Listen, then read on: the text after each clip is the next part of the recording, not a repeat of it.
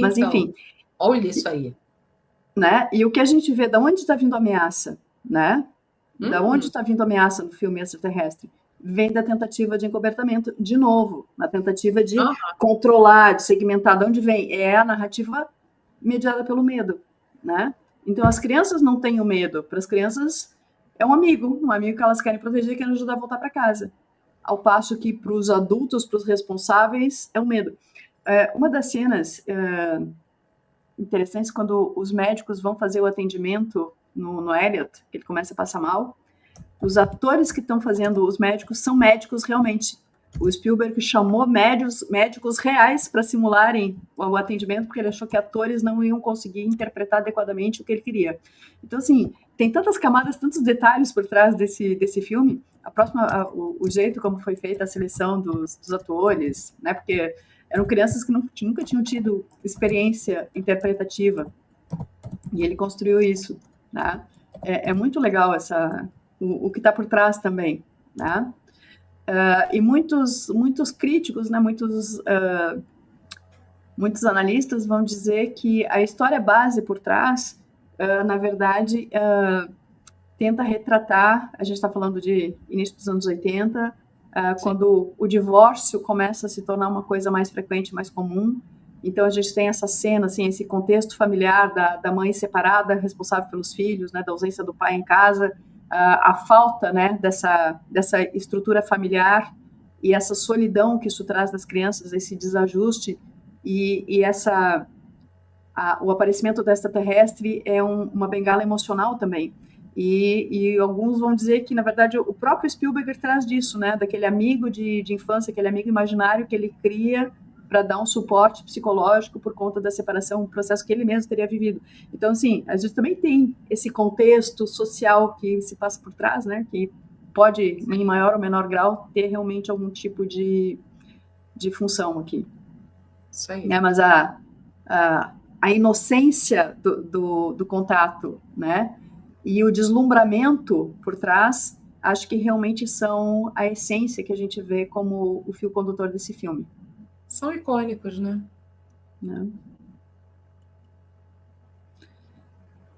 Ué, tá, eu tô IA também? Eu botei só para puxar uma... Você não tinha visto. Foi para puxar uma curiosidade aí, curiosidade curiosa, bem rapidinho. Por quê?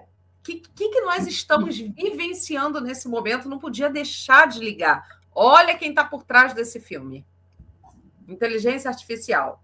Direção e roteiro de quem? De quem? Raimundo Nonato. Steven Spielberg. A partir de um projeto original do Stanley Kubrick. Então, o que ia atrás? Pode passar para outra, só para fazer uma correlação interessante nisso tudo. Né? Quando a gente pega assim, vê aquele negócio, IA de Spielberg também, o que ele vem? Vamos lá. Olha aqui, ó. Passei para mim, Mimi. Onde é que tá? Cadê o mouse? Mouse sumiu. Aqui, ó. Por que a IA, Artificial Intelligence, né, a inteligência artificial, se conecta aos filmes de aliens? O que a gente tem de conexão? Nenhum filme do Spielberg ele anda sozinho. Eles estão todos interligados. As entidades de IA lá no filme não se conectam à questão do David por linguagem comum. Né, dentro da história do filme, que esse menininho também, ele veio assim de uma forma para mudar toda essa forma da gente olhar a questão da inteligência artificial. Né? Para trazer uma ligação. Esse filme, ele está ali numa questão de objetivo de ligar emocionalmente o humano à inteligência artificial em alguns pontos. Porque se nós formos ver, o que vai quebrar ali o padrão? Né? A inteligência artificial como uma ameaça, e aí vem um menininho inocente querendo aprender sobre os sentimentos, sobre o amor, né? E ele acaba por acessar lembranças, emoções, intenção afetiva, exatamente como na música que a gente tem em contatos imediatos, como a questão do som, da interferência dos sinais, do ruído, da transmissão fragmentada, que a gente vai ter em Disclosure Day, que a gente vai falar um pouquinho mais à frente, toda essa interligação que se faz com relação a contato, a aproximação, esse filme sobre a inteligência artificial também traz. Ele traz justamente uma quebra de paradigmas para nós lidarmos com a IA de uma forma diferente. Porque também, não sei se vocês lembram, mas existem alguns filmes trazendo a inteligência artificial como destrutiva no próprio Matrix, a gente tem isso, né? Em muito exposto. Então, mas é aquele de vocês olharem e falarem, interessante o Spielberg trazendo a IA dessa forma. E o que a gente consegue enxergar?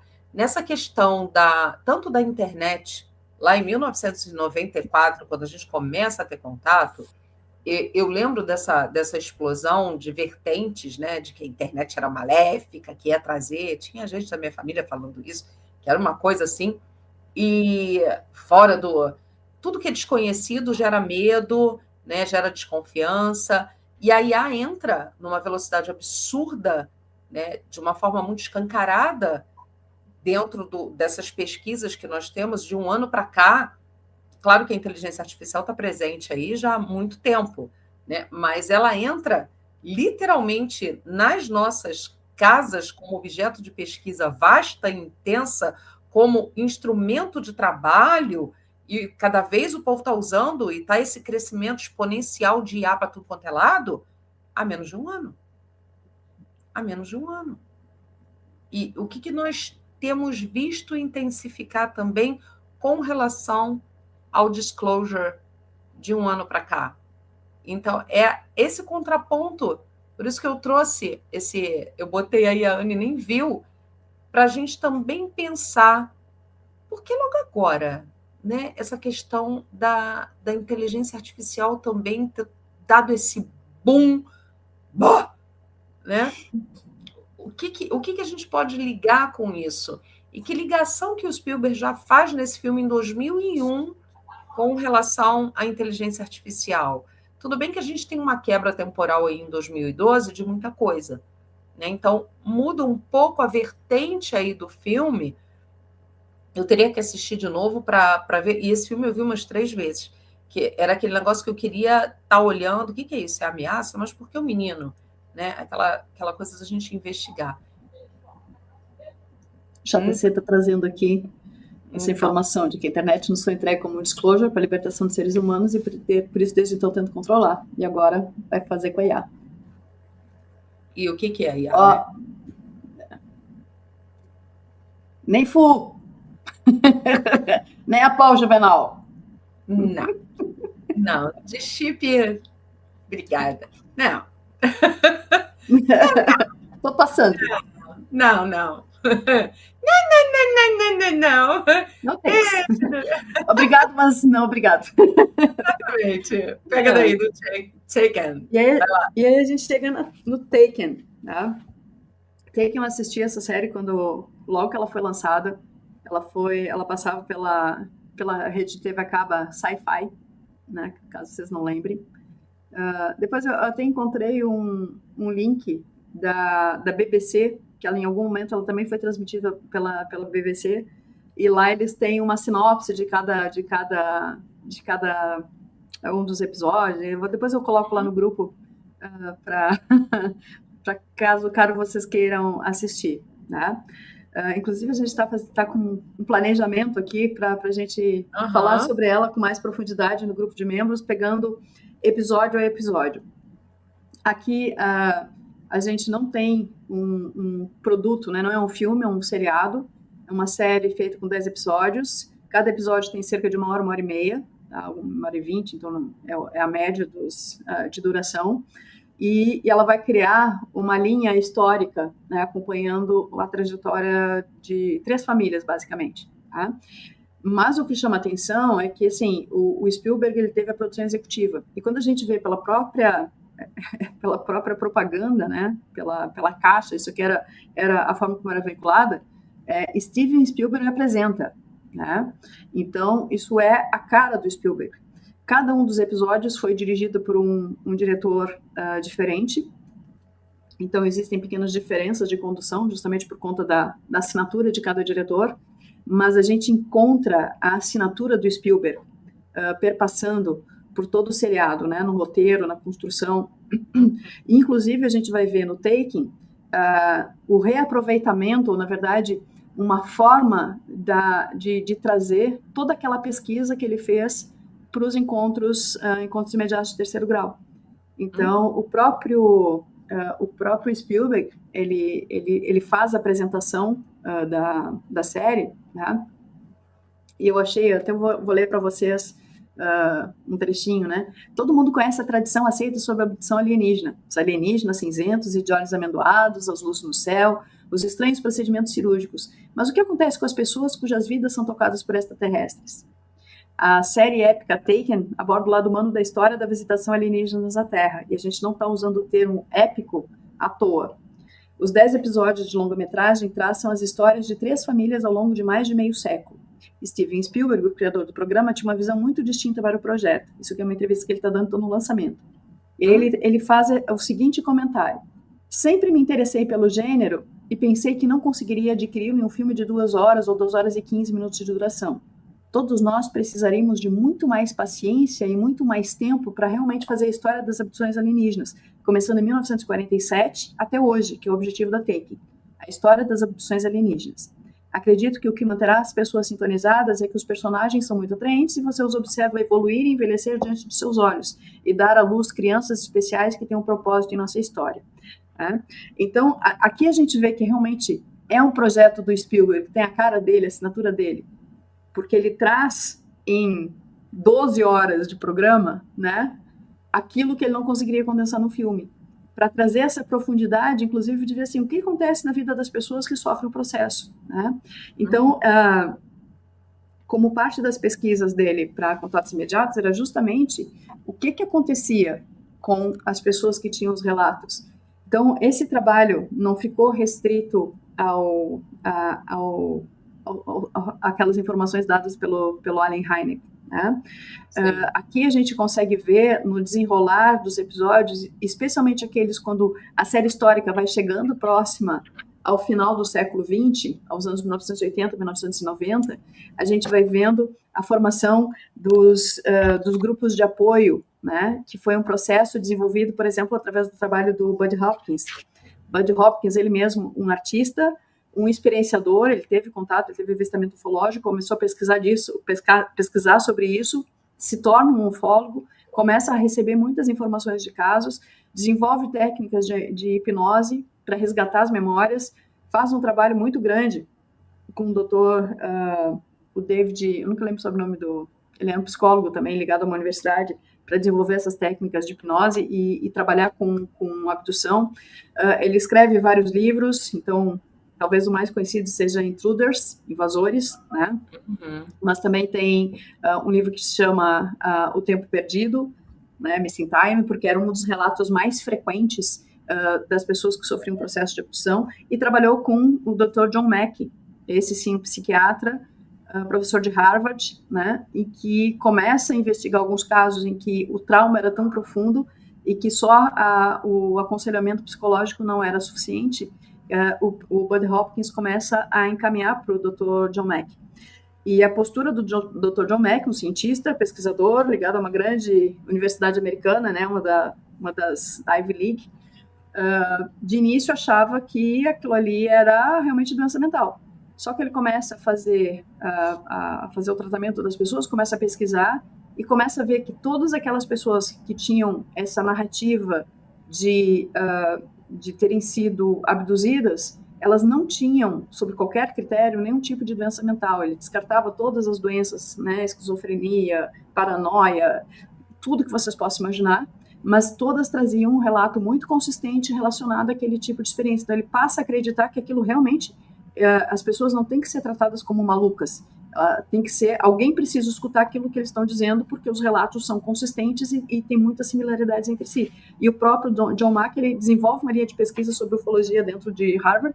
Ele sofre uma investigação pelo colegiado em Harvard, montada pela reitoria, para discutir se o tratamento que ele estava fazendo estava certo, uma coisa assim que nunca aconteceu, não tem similaridade.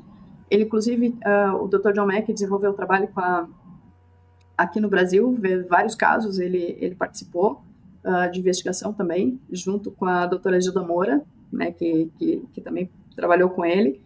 Então, essa é uma figura muito conhecida, com um perfil muito sólido, e trazendo informações muito concretas. E esse tipo de informação a gente vê dentro da série Taken.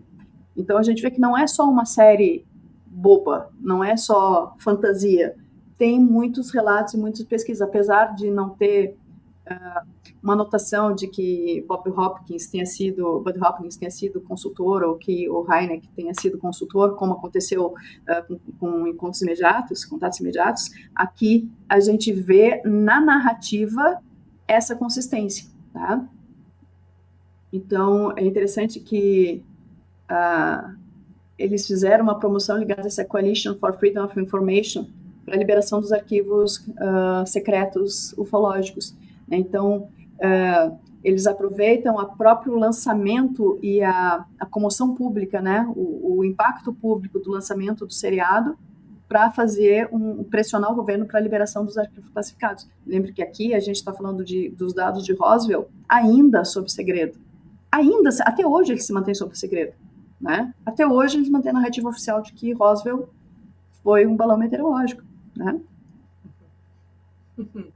Então, a gente vai acompanhar aí, ao longo de 5 anos, 3 famílias. Mas antes de entrar nesse slide aí que a Anne trouxe, falar rápido, porque senão a gente vai fazer 1h30 de live, mas olha, gente, né? Mas falando rápido, que eu acho que é uma coisa que não dá para não abordar aqui, essa série ela traz um assunto super polêmico, que é sobre hibridização. Eles têm isso dentro da série, né? E Taken, ela vai acabar mostrando que o contato não acontece num dia específico, justamente é onde se tem aí essa questão das famílias, ela acontece ao longo de gerações. A série vem mostrando isso, e eu vi essa série há muitos anos, eu vou ter que rever, porque nós pegamos agora, justamente por causa desse filme do Spielberg, para reassistir, e a gente vai trazer isso nos membros, e ela começa com uma cena durante o segundo conflito, que é uma cena muito característica de algumas coisinhas que a gente já andou vendo, que é uma batalha aérea, né? E ali aparecem naves, e assim, muito similares. A imagem é impressionante. Para quem quiser, tá no YouTube, vocês conseguem, né, acessar essa série. E é uma batalha no meio de dá um spoiler aqui, mas é uma sinopse, tá? E tá ali, no meio de um caos, onde aparecem essas naves, e elas acabam, né, indo ali de uma forma, abrindo literalmente um portal. Eu não vou dar spoiler para vocês poderem assistir, mas o que é mais interessante é onde ela se conecta com o Disclosure Day. Onde é que existe essa conexão, essa ligação extrema? Porque o Taken, ele responde aquela pergunta de como é que a gente chegou até aqui sem perceber, né? E dentro da série você tem aí tem essa fala, né, que a Anne escreveu aí, que tem os pesadelos de abdução, né, por extraterrestre durante o segundo conflito, que assombram esse personagem, que é o Russell Keys, né? E o incidente de Roswell tá ali, transforma Owen Crawford de capitão ambicioso em conspirador governamental, justamente pela experiência que ele vive dentro da série que ele vivencia. E o visitante alienígena engravida, olha aí, a hibridização está aí presente nessa questão do engravidar do Clark, infeliz no casamento. Eu não lembro desses personagens, eu vou ter que confessar para vocês que, para mim, não lembro dos nomes, isso daí a gente trouxe para que vocês peguem a pontinha, o viés, e conectem com o que tem do teaser do Spielberg em si. Uhum. É interessante que aqui, porque a gente tem, assim, 3 perfis diferentes, né? Aquele que é atormentado é o abduzido clássico, né? Aquele que é vítima de experimentos, que tem seu corpo invadido, né?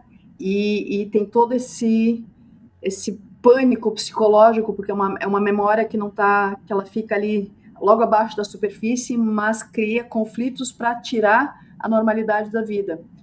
Tem o caso da Sally Clark, né, que ela realmente se apaixona por ele, sem saber que ele é um extraterrestre, mas é um cara que aparece do nada, né? Vem uma luz que cai do céu e aí ele aparece no como é que é? No celeiro da casa, né? Numa propriedade rural. E tem a figura oportunista que tem sede de poder, que está dentro do comando militar e que vê a oportunidade de utilizar uma informação confidencial para se dar bem, né? E assim, com muito mau caráter. Então, a gente tem 3 pontos do mesmo fenômeno, 3 abordagens diferentes, né? E que, em algum modo, elas vão se interconectar, porque a gente vai ter, assim, 5 décadas, né? 4 gerações dessas famílias e essas histórias se interconectando. E outra informação que traz é que o fenômeno de abdução, ele vai passando de membro da família para as gerações seguintes. Existe essa vinculação, né? E aí, o culminar da série é justamente o processo de hibridação alienígena, né? Que é feito até, né, que vai culminar na 5ª geração, na 4ª geração, com o nascimento da Ellie Kiss, que é a interpretada pela Dakota. Na época ela tinha acho que 9, 10 anos. Ela é a narradora, inclusive, da série. Alguém disse que assim, você tá no saco a vozinha chata da criança narrando. Não acho que a voz dela é muito característica e ela é excelente atriz desde sempre. Hoje ela tá moça já. E ela, assim, era uma criança com talentos especiais, né? Então, e o papel, e aqui existe uma visão positiva, né? De que esse processo de hibridização não era algo para prejudicar os humanos, mas algo para melhorar, né? Um resgate alienígena, que tinham perdido a capacidade de ter sentimentos, então, para resgatar sentimentos. De certa forma, a gente tem aqui um pouco da tal da agenda Grey, né, por trás e se entremeando nisso. Eu coloco com alguma restrição o termo agenda Grey, porque quando a gente fala dos cinzentos, dos Greys, na verdade não é uma raça só. É muita coisa diferente, com muitas agendas diferentes, e não dá para generalizar, tá?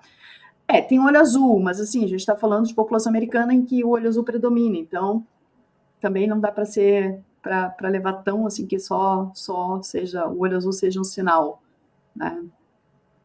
Acho que ninguém está usando lente azul de propósito.